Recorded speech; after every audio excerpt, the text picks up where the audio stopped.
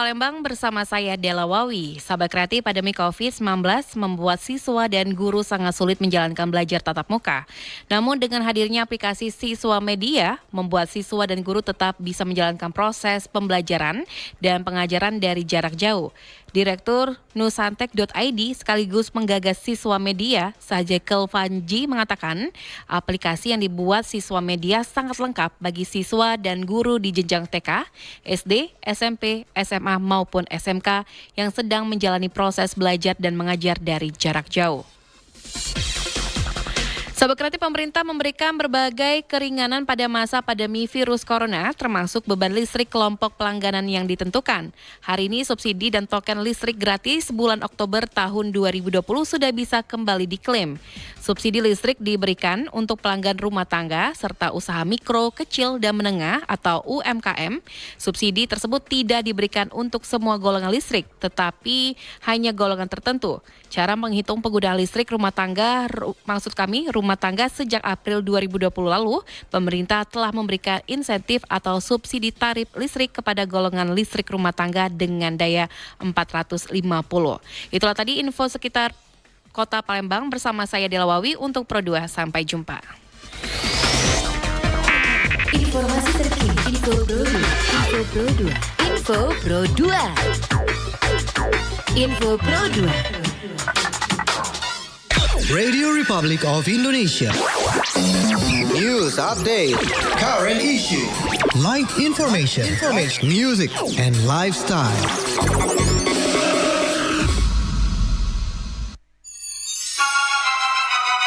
Ibu Pertiwi memanggil. Belajar di Pro 2 RRI. 91,6 Pro 2 FM, Suara Kreativitas. Assalamualaikum warahmatullahi wabarakatuh. Selamat pagi sahabat kreatif. Untuk Kamis 1 Oktober 2020, ada Dela Wawi yang bakal nemenin kalian semua untuk belajar di RRI. Kira-kira hari ini kita bakal belajar dengan mata pelajaran apa ya? Nanti sahabat kreatif aku bakal kenalin dulu. Tapi sebelum itu kita dengar dulu ada Top and Star by Corona.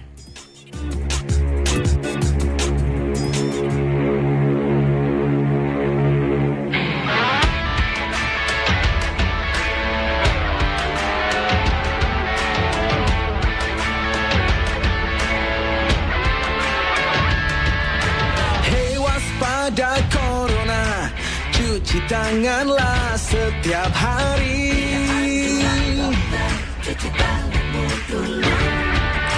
Jaga selalu jarakmu ketika kita berinteraksi.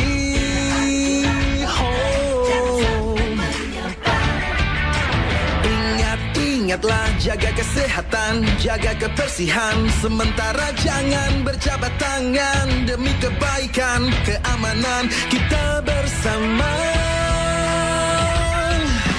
Marilah bersatu padu, stop penyebaran virus corona. Tetap tenang, tidak panik, tingkatkan kewaspadaan. Marilah kita berjuang, cegah penyebaran virus corona.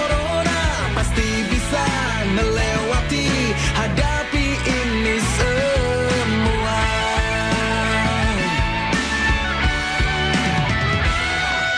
Jangan kau sebar berita hoax yang tak jelas.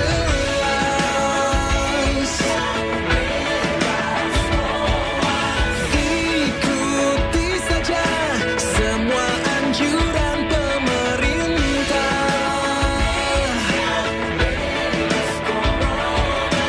Bekerja, belajar, dan beribadah di rumah.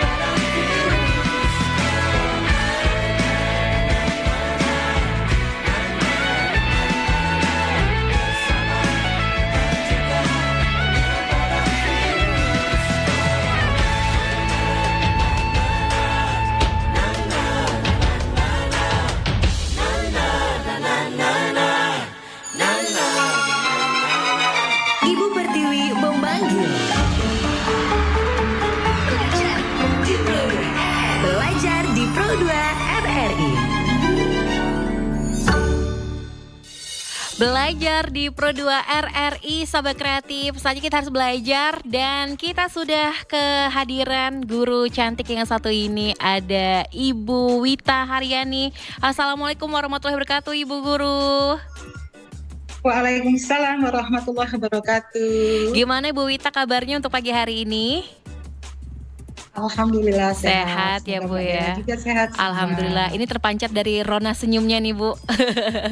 Iya, Cerah banget. harus tetap optimis. Harus ya, Bu, ya. Nah, Ibu Wita Ya. Haryani ini merupakan guru dari SMA Negeri 18 Palembang. Kita hari ini bakal belajar pelajaran sejarah Indonesia dengan topik Perang Palembang. Nanti buat teman-teman dari SMA Negeri 18, silakan ketik nama kamu, ketik kelasnya berapa, terus jangan lupa pertanyaan untuk ibu gurunya apa. Kalau gitu kita persilakan dulu untuk Ibu Wita Haryani untuk memberikan materi pembelajaran. Silakan Bu Wita. Terima kasih Mbak Dela. Assalamualaikum warahmatullahi wabarakatuh. Untuk anak-anakku yang sedang belajar di rumah, semua Ibu doakan dalam keadaan sehat dan pandemi COVID-19 cepat berlalu. Amin ya rabbal alamin. Hari ini Ibu akan memberikan materi tentang perang Palembang. Berbicara tentang perang, bukan hanya di Palembang, tapi secara umum, secara global, bahwa kita di Nusantara ini pernah mengalami penjajahan oleh beberapa bangsa. Yang pertama bangsa Portugis, Spanyol, kemudian Inggris, Belanda, Prancis, begitu banyak. Mereka datang ke Indonesia dikarenakan Indonesia secara historis dan secara strategis terletak pada persimpangan jalan di dunia sebagai letak yang strategis, kemudian sumber daya alam yang cukup melimpah. Begitupun dengan Palembang. Palembang letaknya sangat strategis, sehingga terjadinya perang di 1819 sampai dengan 1821 itu adalah adanya hal-hal yang melatar belakangi. Yang pertama, letak Palembang yang sangat strategis menghubungkan antara pusat kekuasaan kolonial Belanda di Jawa dengan Pulau Sumatera. Kondisi Palembang sendiri di tengah-tengah. Kemudian yang kedua, sumber daya alam yang dimiliki oleh Kesultanan Palembang Darussalam. Belanda berkeinginan untuk menguasai perdagangan lada. Yang ketiga, Bangka Belitung sebagai tempat penghasil timah terbesar menjadi incaran. Sedangkan Bangka Belitung pada saat itu di bawah Kesultanan Palembang Darussalam. Dan yang keempat selanjutnya yaitu pengaruh situasi politik dunia, yaitu kekalahan Napoleon Bonaparte di Leipzig, sehingga negara-negara yang berseberangan ini mengambil suatu keputusan untuk berkonsolidasi dalam bentuk Konvensi London. Konvensi London ini memberikan semua jajahan Belanda kepada Belanda kembali. Otomatis pada saat itu di kota Palembang itu pada periode 1811-1816 kita dikuasai oleh Inggris. Nah, situasi yang tidak nyaman, situasi yang tidak kondusif itulah yang menyebabkan terjadinya perang. Hal yang menjadi menarik dari perang Palembang ini adalah bahwa di samping strategi yang digunakan oleh Sultan Mahmud Badarudin II, juga keberadaan benteng-benteng. Jadi benteng di Palembang itu, kalau kita bicara benteng, mungkin anak-anak sekalian kenal dengan benteng Kuto Besar, benteng Kuto Lama. Jadi ada beberapa benteng dalam rangka persiapan menolak kedatangan Belanda. Bahwa benteng-benteng itu baik yang berupa bentuk bangunan batu, benteng Kuto Besar dan Kuto Lama. Benteng Kuto Besar masih bisa kita saksikan sekarang ini menjadi ikon kota Palembang. Tapi juga kemampuan percakapan yang dimiliki oleh Sultan Mahmud Badarudin sebagai pemimpin di Kesultanan Palembang, mampu membaca lingkungan yang bagaimana? kota Palembang itu terdiri dari perairan, bahkan dikatakan sebagai kota air, Venesia dari timur. Keindahannya diungkapkan oleh Belanda juga dengan kata-kata Venesia dari timur, Indimoy. Nah, kemampuan untuk melakukan menjawab tantangan dari lingkungan alam inilah nanti sebagai bahan untuk mempersiapkan diri mengusir penjajah Belanda. Apa saja benteng itu?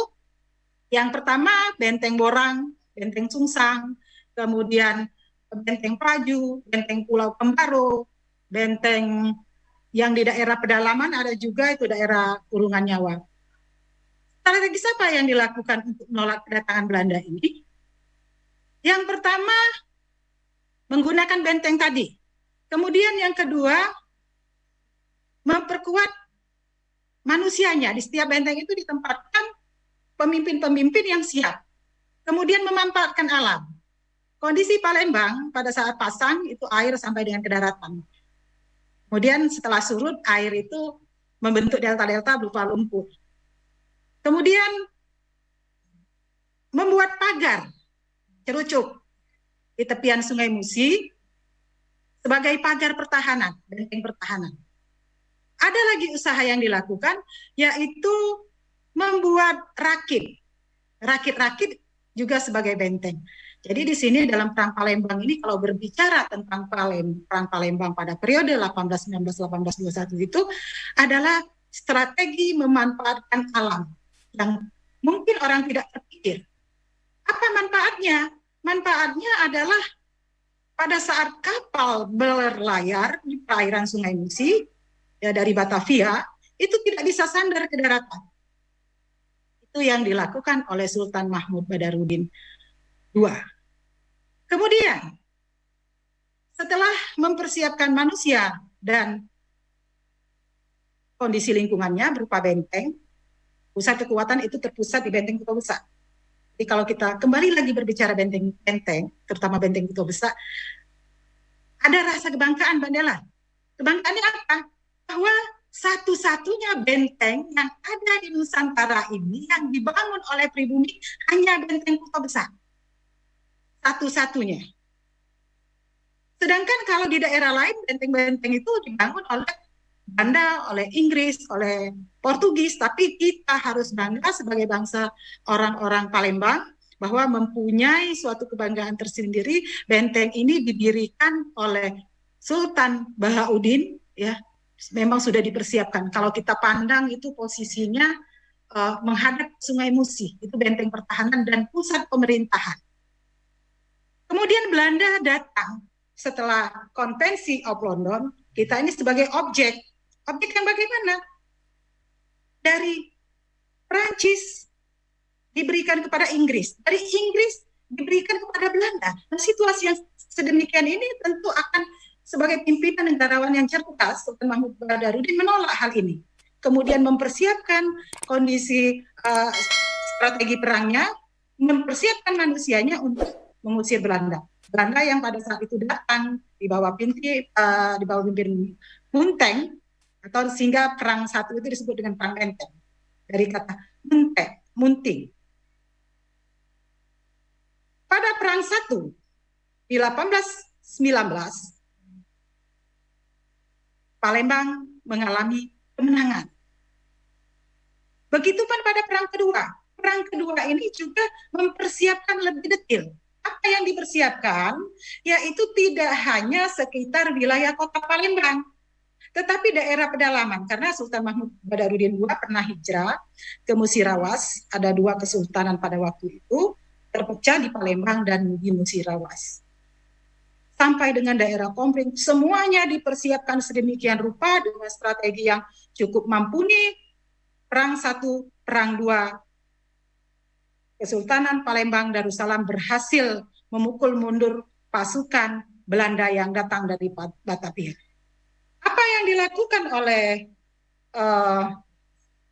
Munteng pada waktu perang 1, dia sampai dengan ke daerah Mentok, kemudian kembali ke Batavia mempersiapkan lagi armadanya dengan kekuatan-kekuatan lebih.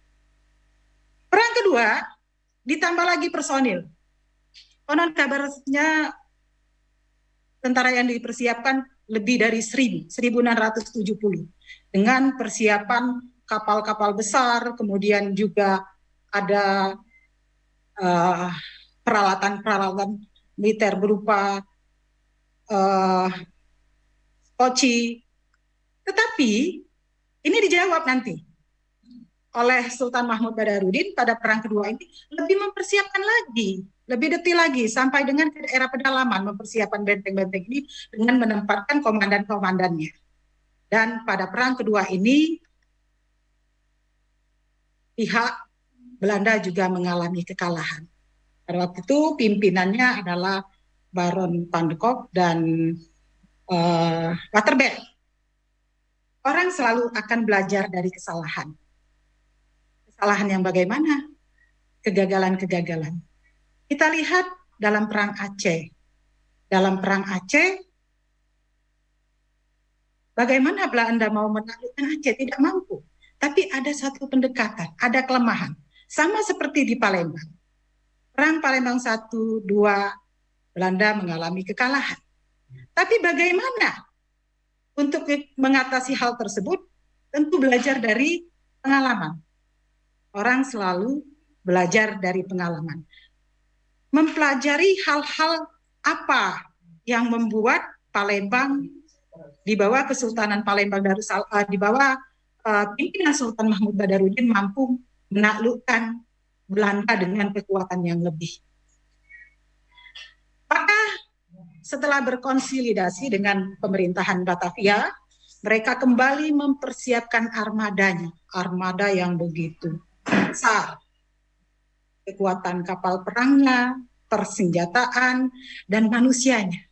Kurun waktu 1819-1821 itu, manusianya juga sudah beradaptasi. Jadi pada saat itu orang-orang Eropa yang datang ke Nusantara harus mampu beradaptasi.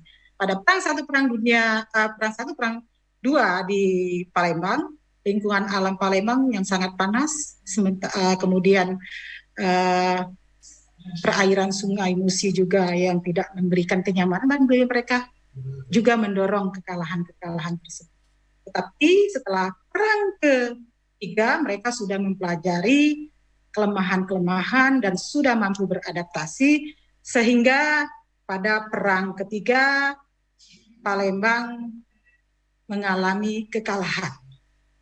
Nah, kekalahan Palembang pada perang ketiga ini tidak lain adalah di samping kesiapan yang lebih mumpuni dari pihak Belanda, ada satu hal, bahwa Sultan Mahmud Badarudin itu orang yang bersifat agamis dan mempunyai toleransi yang tinggi. Berdasarkan referensi yang saya baca, salah satu penyebab kegagalan serangan secara mendadak yang dilakukan oleh Belanda. Mengapa serangan secara mendadak ini dilakukan? Dikarenakan pada 8 Mei sampai dengan 26 Juni perang terjadi, ada satu titik dari rentetan waktu itu Belanda tidak pernah menyerang pada hari Jumat. Karena Sultan beranggapan Belanda menghormati hari suci. Begitupun Sultan Mahmud Badarudin II ingin menerapkan toleransi, tidak akan melakukan penyerangan pada hari Minggu karena itu hari suci bagi pihak Belanda. Nah, kelengahan inilah yang dimanfaatkan oleh pemerintah kolonial Belanda ya, melakukan serangan secara mendadak pada 24 Juni. 24 Juni 1821 dia melakukan penyerangan secara mendadak subuh dini hari, pada saat itu bulan puasa, melakukan secara mendadak di beberapa titik. Secara keseluruhan pada waktu itu benteng-benteng alam itu mulai dapat dikuasai. Serangan yang mendadak ini membuat benteng Kemaru. Sekarang ini Kemaru, Pulau Kemaru.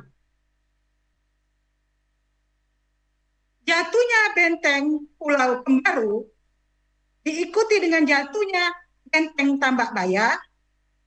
Ini memberikan peluang untuk masuk ke kota Palembang, yaitu menuju benteng pertahanan Benteng Kuto Besar.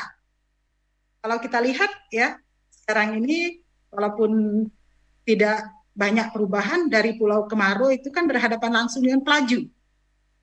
Kalau sudah benteng itu jatuh, benteng itu Pelaju, berarti tinggal sedikit lagi berlayar di seputaran Sungai Musi. Kalau sekarang kita bayangkan memasuki bawah jembatan Ampera sampai ke Benteng Kuto Besar sebagai pusat pertahanan. Benteng Kuto Besar pun ditaklukkan, diduduki oleh pemerintah kolonial Belanda. Nah, pendudukan atas istana inilah merupakan kekalahan yang dialami oleh pihak Kesultanan Palembang Darussalam.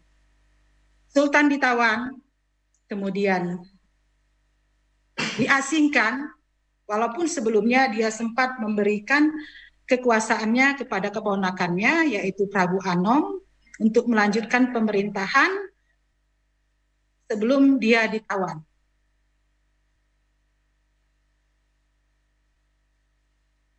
Setelah itu, Sultan Badarudin II dibawa keluar dari istana dan diasingkan. Nah, ada satu lagi, Mbak, mungkin kalau kita lihat ya, kalau kita lihat Benteng Kuto Besar itu kan pintu utama, lawang utamanya itu menghadap Sungai Musi. Sedangkan pintu yang sebelah bagian kanan, yang sebagian kanan ada yang namanya lawang borotan. Ini anak-anakku sekalian, kita mengenalkan sejarah lokal. Ya, ada yang namanya lawang borotan. Entah apa yang dirasakan oleh Sultan Mahmud Badarudin II dengan keluarga. Pada saat penaklukan tersebut, mereka keluar dari lawang borotan menuju ke Tangga Raja.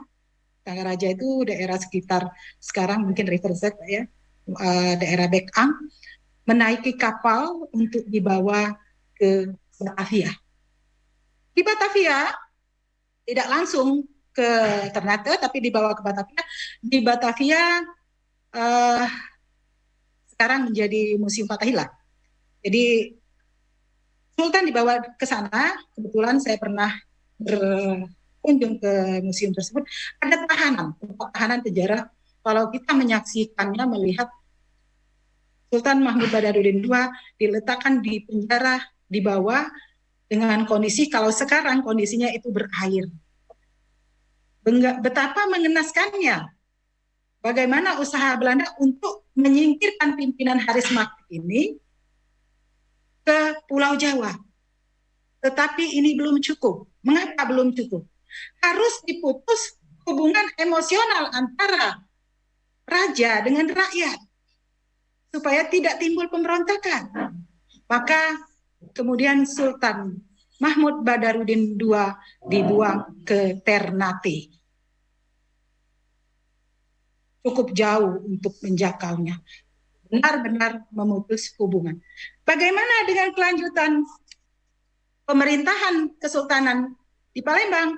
Tetap berjalan, yaitu Sultan Prabu diangkat menjadi raja dan ayahnya Sultan Diyaudin dijadikan susunan. Tapi mereka tidak lagi berkuasa secara mutlak, sudah di bawah komando pemerintah kolonial Belanda. Semuanya diatur dengan aturan mereka. Bahkan raja pada saat itu dengan sistem gaji. Nah, di 1925 Kesultanan Palembang Darussalam dihapuskan, masuk pemerintahan kolonial Belanda langsung. Presiden pertamanya yaitu Van Zevenhoven. Nah, tokoh Van Zevenhoven inilah yang ingin menghilangkan identitas kota Palembang sebagai kota besar, kota yang mempunyai potensi, rakyatnya mempunyai tingkat kreativitas yang tinggi. Salah satunya dihancurkannya Benteng Kutolamu. Nah, Benteng Kutolamu ini sekarang adalah Museum Sultan Mahmud Badarudin II. Sebenarnya di bawah museum itu bangunan Belanda, itu bukan istana. Jadi Benteng Kutolamo ini dihancurkan, dibangun bangunan baru sebagai tempat tinggal residen Zevenhoven. Jadi dihancurkan. Apa tujuannya? Menghilangkan identitas Palembang sebagai suatu bangsa yang besar. Apakah Benteng Kuto Besak juga sebagai saksi sejarah yang cukup panjang di Palembang ini juga diubah. Jadi diubahnya apa? Pintu yang menghadap ke depan itu menurut seleranya. Jadi benteng ini diubah, ini tidak lain ingin menghilangkan identitas Palembang. Jadi Kesultanan Perang 1, Perang 2, Perang 3, pada Perang 1, Perang 2 kita menang, Perang 3 kita mengalami kekalahan, dan kekalahan ini adalah karena Belanda benar-benar mempersiapkan dirinya semaksimal mungkin. Kemudian Kesultanan Sultan Mahmud Badarudin II dibuang ke Batavia, masih terlalu dekat, kemudian dibuang lagi ke Ternate, adalah tidak lain untuk menghilangkan kedekatan emosional rakyat dengan pimpinan. Sejak saat itu Kesultanan Palembang Darussalam tidak lagi dapat melakukan, katakanlah, pergerakan yang lebih besar karena sudah di bawah pemerintahan Palembang, di bawah pemerintah Hindia Belanda. Itulah Mbak Dela. Jadi dari peristiwa ini, mengapa saya mengambil unsur lokalitas? Saya ingin mengajak anak-anak di kota Palembang mengenal sejarahnya, mengenal sejarah Palembang, bahwa seorang Sultan Mahmud Badarudin dari peristiwa perang ini kita dapat mengambil kesimpulan adalah ahli strategi perang. Padahal pada waktu itu dia belum baca buku strategi perangnya Clausewitz, ahli strategi perang dari Prancis. Tapi dengan kecerdasannya dia memanfaatkan alam yang ada. Ini kalau tidak ada batu, apa yang dimanfaatkan? Kayu yang ada. Maka dibuat cerucuk di pagar. Kalau setelah itu apa lagi senjatanya untuk menghalangi kapal yang masuk? Buat rakit. Rakit-rakit itu dihanyutkan, baik yang terbuat dari batu kayu gelondongan ataupun material lain berupa bambu, dihanyutkan untuk menghalau kapal yang masuk. Hikmah yang kita ambil dari peristiwa ini adalah, anak-anakku sekalian dimanapun berada, yang pertama, pada saat kita menghadapi suatu permasalahan, kita harus mampu menyelesaikannya. Pada saat kita menghadapi suatu tantangan, kita harus mampu memberikan jawabannya. Challenge and response. Kemudian, sebagai suatu bangsa yang besar, kita juga harus mampu mengenal dengan baik sejarah daerahnya, sejarah bangsanya, sehingga keberadaan kita sebagai bangsa yang besar mempunyai identitas tersendiri.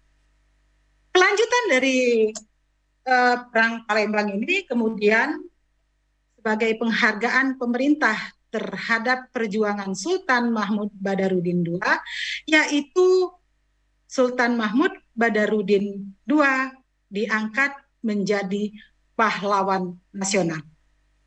Dan juga ditetapkan menjadi nama Bandara Internasional Sultan Mahmud Badarudin II. Dan fotonya ada di dalam uang pecahan 10.000. Itu penghargaan pemerintah. Kemudian banyak hal lain yang kita ambil dari peristiwa ini. Sebagai suatu bangsa yang besar, kita terbentuk dari latar belakang sejarah yang panjang. Bahwa kita dijajah.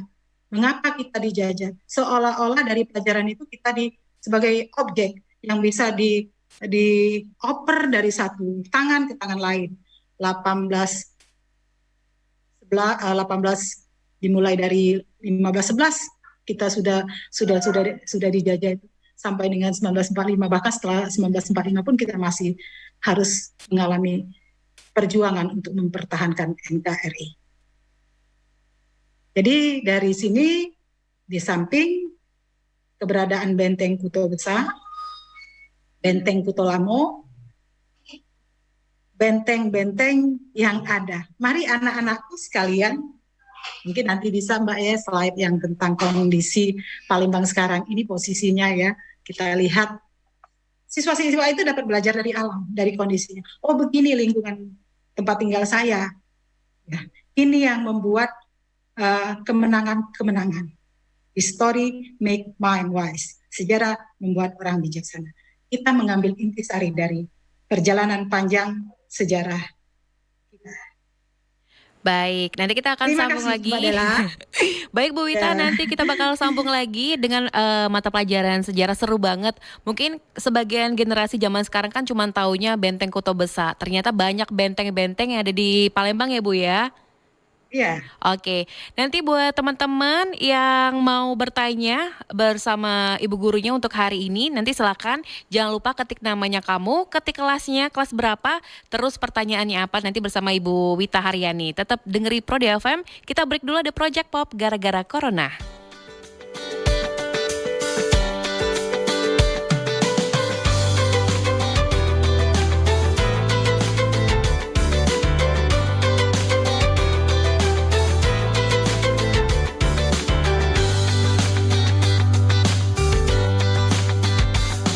Awal tahun ini aku enggak ngerti kenapa di Wuhan ada isolasi. Ketika diterangkan corona lagi beraksi, kita harus mau menjaga jarak bersama. Kerja belajar ibadahlah di rumahmu. Kangen pacar ya harap ditahan dulu. Gara-gara corona kita ganti salaman kita. Gara-gara corona jadi sering cuci tangan. Tadinya jarang kumpul dengan keluarga. Gara-gara corona banyak waktu kita bersama.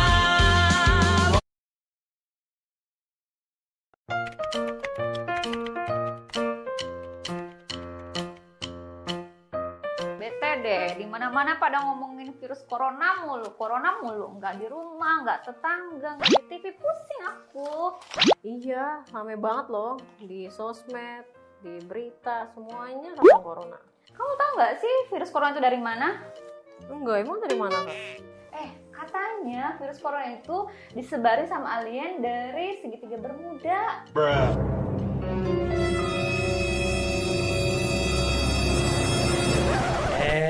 Ini pada ngobrolin apa sih? Kamu dapat informasi dari mana? Aku dapat informasi dari grup WA dan sosmed aku nih. Katanya itu cuman hoax doang, nggak ada virus corona beneran. Gak usah percaya.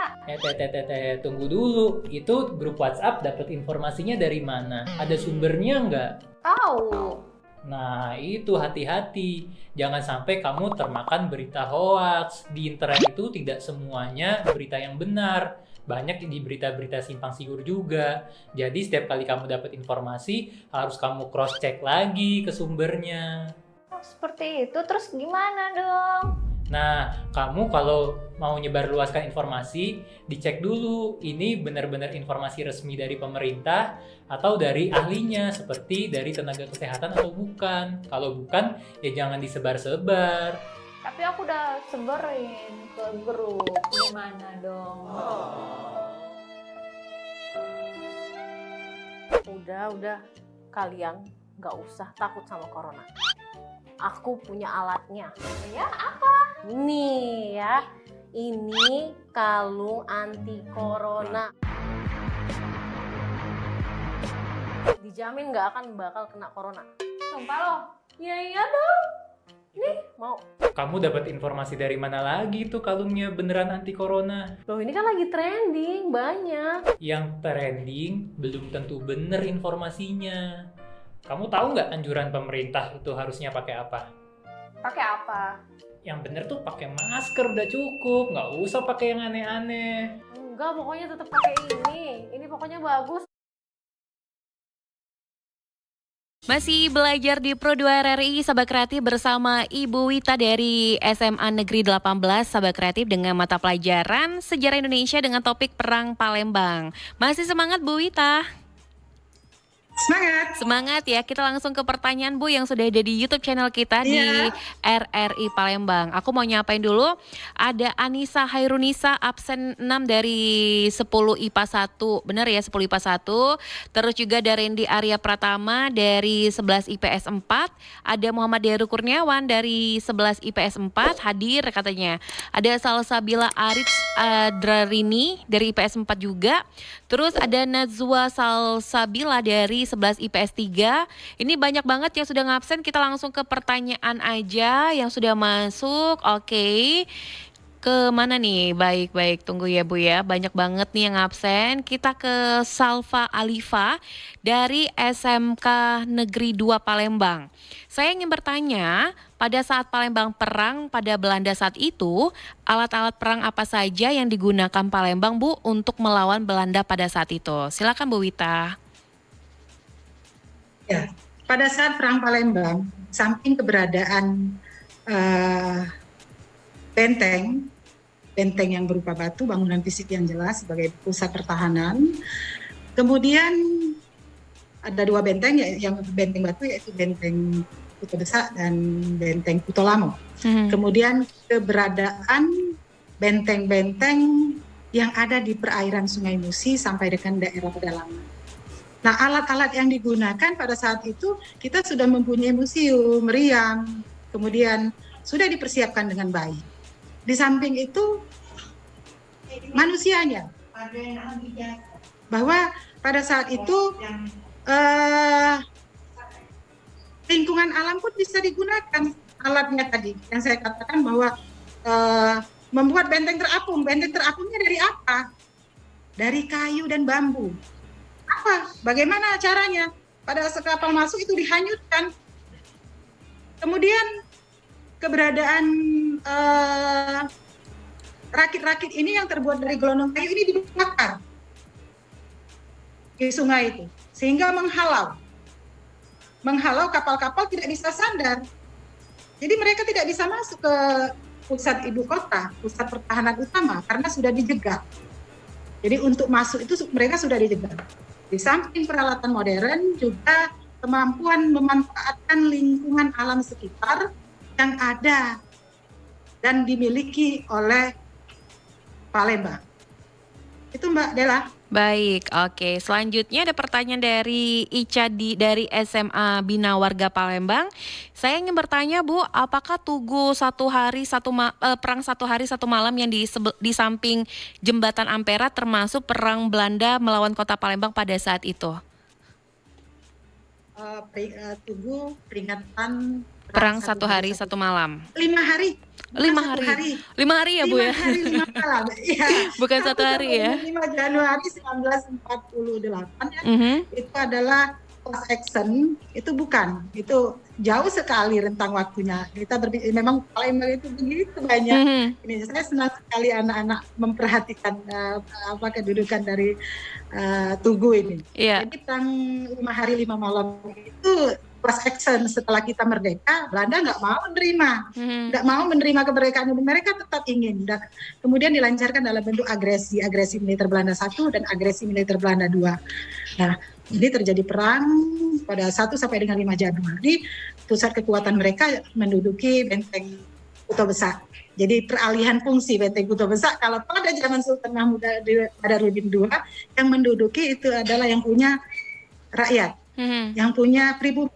Tetapi pada perang 5 hari 5 malam itu dikuasai oleh Belanda. Okay. Kalau tokoh-tokohnya banyak yang diabadikan menjadi nama jalan, salah satunya Kapten Aripai.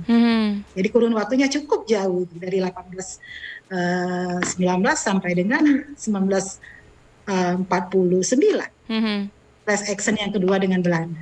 Oke, Itu jawabannya. Selanjutnya ada pertanyaan lagi dari YouTube channel kita. Assalamualaikum Ibu Wita, saya Tria Nurlita Sari dari SMK Negeri 2 Palembang. Saya mau bertanya, apakah jika kita mempelajari sejarah bisa menimbulkan semangat juang Pancasila, Bu? Tepat sekali. Bahwa kalau kita mengenal sejarah, memahami sejarah, maka menjadikan kita bijaksana. Apakah kita dapat memahami? Dengan mempelajari sejarah, kita mengetahui apa-apa yang telah terjadi, apa-apa yang telah dilakukan oleh pendahulu kita. Negeri ini terbentuk bukan dengan sulap, oh ini Indonesia. Dengan mudahnya, kalau bicara tadi tentang perang 5 hari 5 malam, bendera merah putih bisa kita kibarkan dengan mudah. Itu melalui perjuangan panjang. Begitupun negeri ini untuk menghindari terjadinya disintegrasi bangsa, bahwa toleransi itu sudah lama terjadi di Nusantara ini. Dari awal abad pertama Masehi, bangsa India sudah masuk mengenalkan agama Hindu, mengenalkan agama Buddha. Kemudian masuk Portugis mengenalkan agama Kristen. Nah, mengapa ini terjadi tidak seperti di negara lain ketika suatu agama diperlakukan dengan semena-mena? Kita sangat toleransi. Mengapa? Sejarah telah mengajarkan kita. Bhinneka Tunggal Ika Tanhana Dharma Mangrawa. Berbeda-beda tetapi tetap satu. Dalam lingkup NKRI dengan landasan Pancasila. Kalau kita lihat Pancasila itu, sila yang pertama siapa? Ketuhanan yang Maha Esa. Siapa yang tidak percaya dengan Tuhan? Agama mana yang tidak percaya? Semua percaya. Apapun sebutannya, kita meyakini di luar kekuatan manusia ada kekuatan yang lebih. Apapun namanya, itu kita peroleh dari belajar sejarah. Itu anakku. Oke, kita lanjut lagi pertanyaan berikutnya. Ada Rena Kumalasari, katanya tanya Bu, Kesultanan Palembang yang benar yang mana ya? Karena ada pengakuan ada 2 orang kesultanan. Yang keturunan yang benar yang mana Bu? Oke, silakan Ibu Wita. Masa yang cukup panjang dari Kesultanan Palembang Darussalam sejak terputusnya dibuangnya Sultan ini memang suatu polemik politis yang mau yang mana yang benar, yang ini atau yang itu. Tetapi kita dapat menghormati keberadaan penerus ini, keberadaan penerus dari Kesultanan Palembang Darussalam ini. Ya, jadi disinilah sikap bijak yang harus kita ambil. Siapapun dia, ya kita harus tetap menghormati dan kita tidak memihak. Mereka adalah bagian dari keturunan kerajaan atau keturunan kesultanan. Jangan dijadikan sebagai ranah perpecahan, tapi jadikanlah perbedaan ini sebagai kekuatan untuk mewariskan nilai-nilai juang yang ada di Kesultanan Palembang, termasuk kan Sultan nilai negarawan tercermin pada saat Sultan dibuang ke Musirawas pada masa Inggris. Dia dibawa ke Musirawas, kemudian yang menduduki jabatan itu adiknya Diyaudin. Tapi Sultan tidak marah. Nah, apalagi dengan politik yang seperti ini, bersikaplah kita dengan adil, bersikaplah kita dengan pikiran dewasa, bahwa ini jangan dijadikan sebagai suatu alat terjadinya benturan, tapi jadikanlah ini sebagai sumber bahwa mereka adalah bagian dari kerajaan. Baik, oke. Lanjut lagi kita ke Assalamualaikum Bu, saya Farhan dari kelas 11 IPS 1 ingin bertanya, apa yang dilakukan Palembang pada saat mendapatkan serangan bertubi-tubi?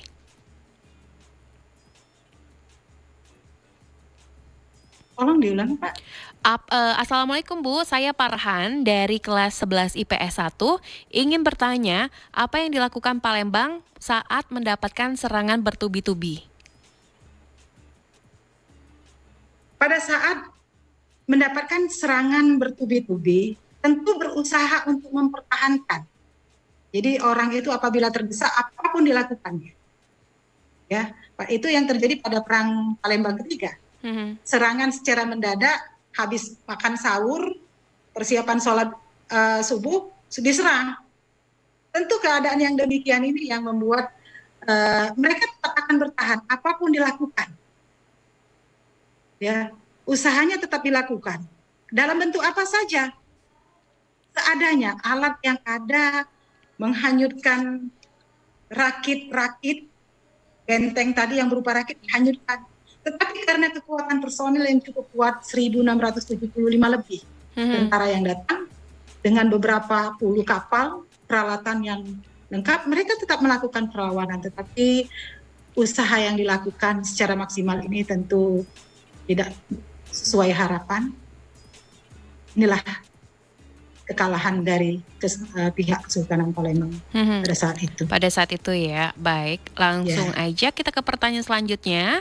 Saya Afifah dari 11 IPS 1 mau bertanya, Bu, peran kita sebagai pelajar apa yang harus kita lakukan untuk membalas jasa atas pengorbanan yang dilakukan Sultan Mahmud Badarudin khususnya untuk Kota Palembang?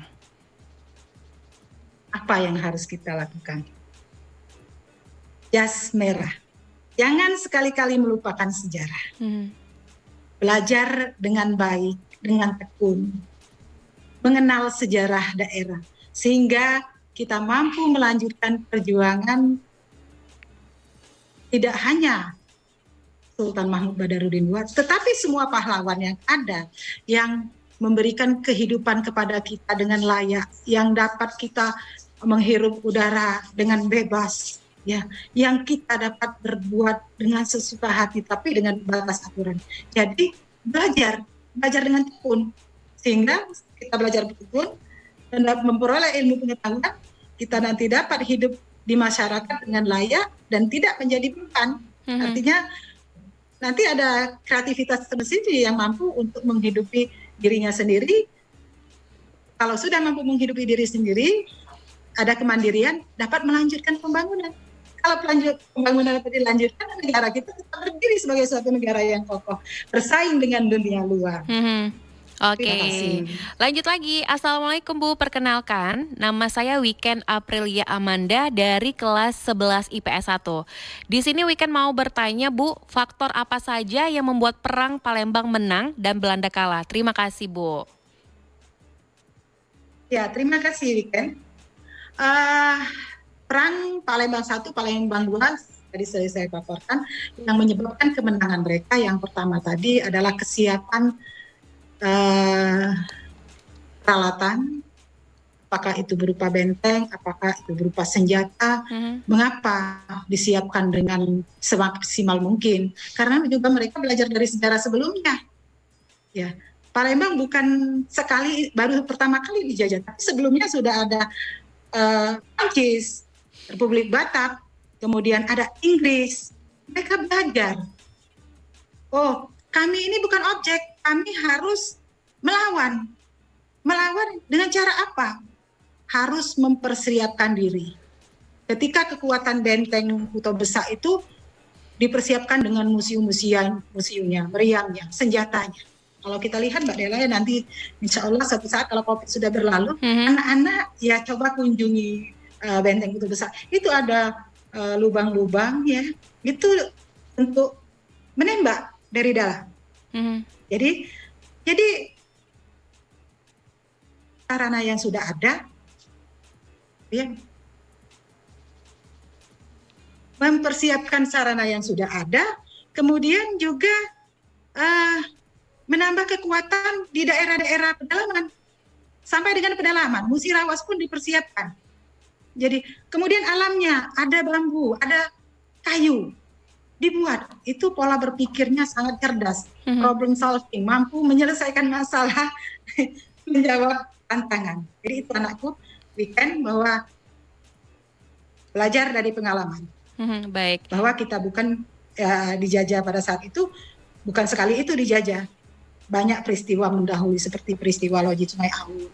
Itu juga memberikan pengalaman kepada Sultan Mahmud Badarudin II. Baik. Terima Selanjutnya kasih, Mbak. ada pertanyaan dari Surya dari SMA Muhammadiyah 1 Palembang. Saya ingin bertanya, apakah betul Ibu di bawah meriam di Museum Sultan Mahmud Badarudin II Palembang yang ada di BKB itu ada terowongan yang bisa menembus ke bawah Sungai Musi? Betul nggak sih Bu? Oke. Silakan Ibu Wita. Untuk saat ini memang menjadi PR bagi kita ya. Bahkan konon kabarnya ya dari Caritas itu, Iya. di Caritas kan ada kuburan Mbak ya, Mm-mm. itu bahkan katanya ada terowongan sampai dengan ke Benteng. Walau alam, kita mau melakukan penyelidikan, melakukan eksploitasi, tentu memerlukan biaya yang cukup besar. Kalau untuk sekarang ini itu jawabannya. Ya, ya memang beredar ada apa? Anginnya berembus gitu Humor ya Bu ya, atau apa? humornya ya. Iya. Bahkan kalau pada waktu saya melakukan penelitian tentang Jepang, bahkan dari Jakabaring, baju Jakabaring itu ada katanya. Tapi nanti di lain waktu kita bahas. Baik, oke deh. Baik, selanjutnya kita ke pertanyaan dari Lydia Anggraini kelas 11 IPS. Izin bertanya kepada Bu Wita, apa tindakan Sultan Mahmud Badarudin II saat Belanda menyerang Palembang pada hari Jumat di Perang Ketiga? Apa tindakan? Apa Belanda? tindakan Sultan Mahmud Badarudin II saat Belanda menyerang Palembang pada hari Jumat di Perang Ketiga? Begini, mungkin diluruskan sedikit Lydia, bahwa pada Perang Ketiga di hari Jumat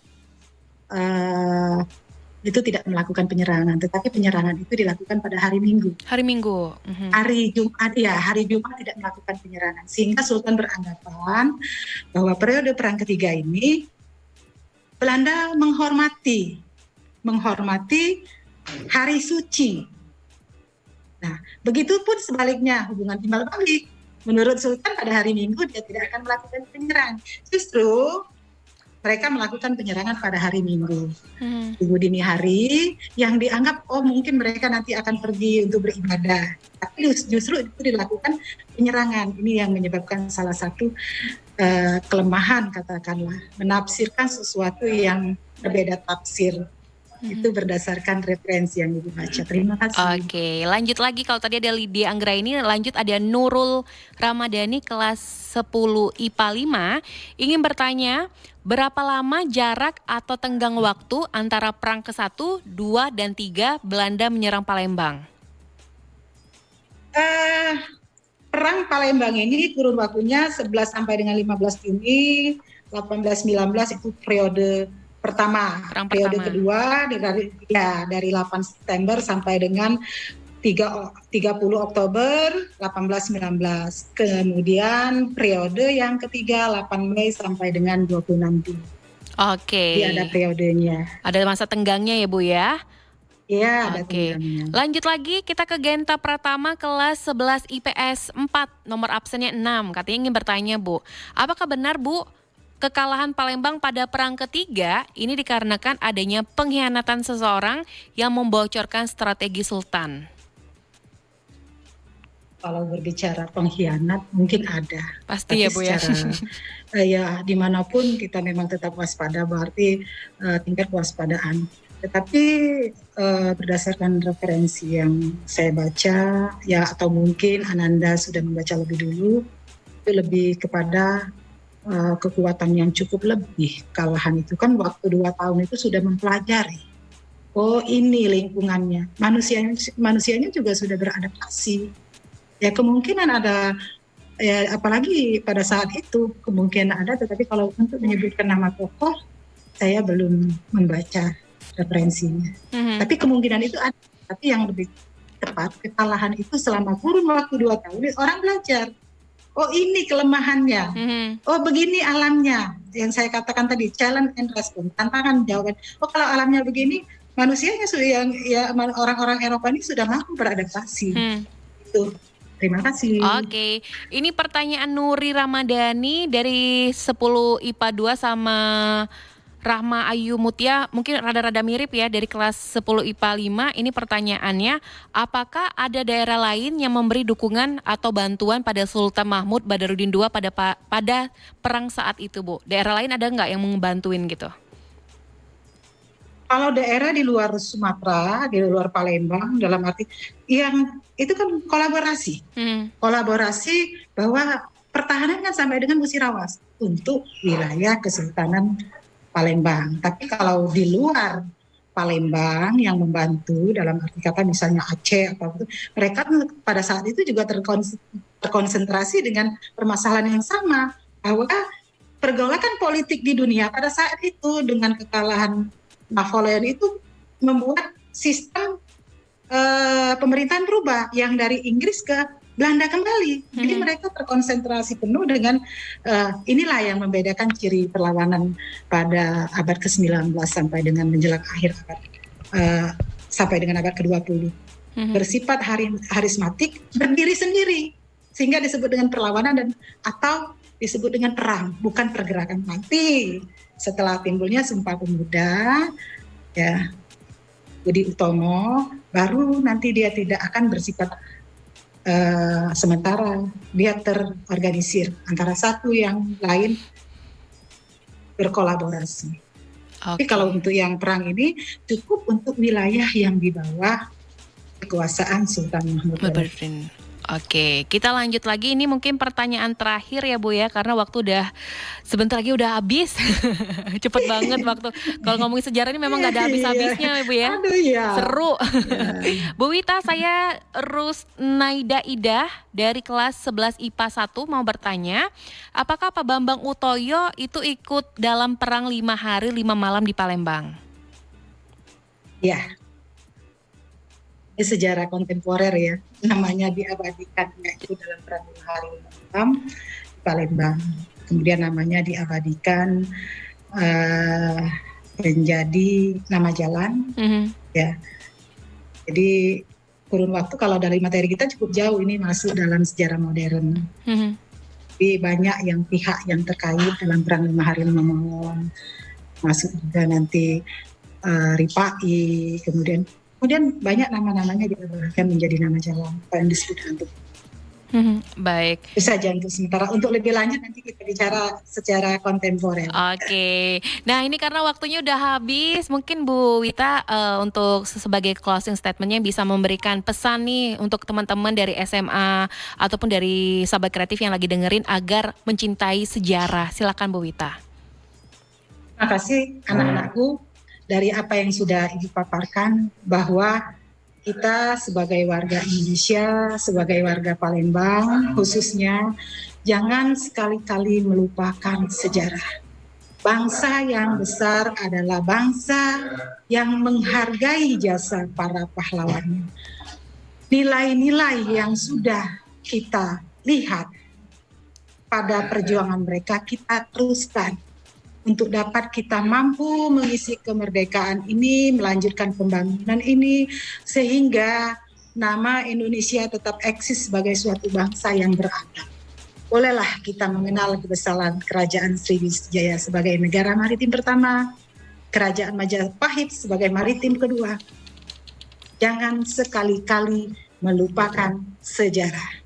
Lanjutkan estafet pembangunan yang telah ditorehkan oleh pendahulu kita. Itu saja Mbak Nela. Baik, terima kasih banyak Bu Wita atas waktunya. Insya Allah kita ketemu lagi di lain waktu kesempatan Bu Wita ya.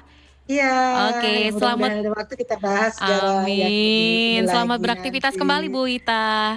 Oke. Iya, terima kasih Mbak Dela. Sama-sama Bu Wita, dan teman-teman ini itulah tadi udah belajar di RRI bersama Ibu Wita Haryani dari SMA Negeri 18 Palembang dengan mata pelajaran kita Sejarah Indonesia dengan topik Perang Palembang. Jadi kita harus mencintai sejarah-sejarah yang ada di Indonesia, sahabat kreatif ya.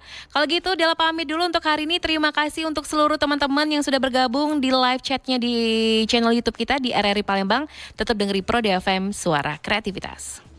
Indonesia, hadapilah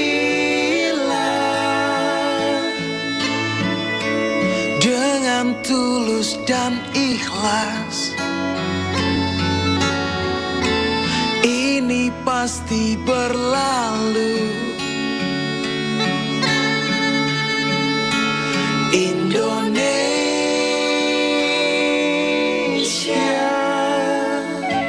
Wujud apresiasi kami kepada dokter, juru rawat, relawan, TNI, Polri, dan semua pejuang kemanusiaan di garda terdepan hadapi pandemi COVID-19. Kalian adalah pahlawan sejati.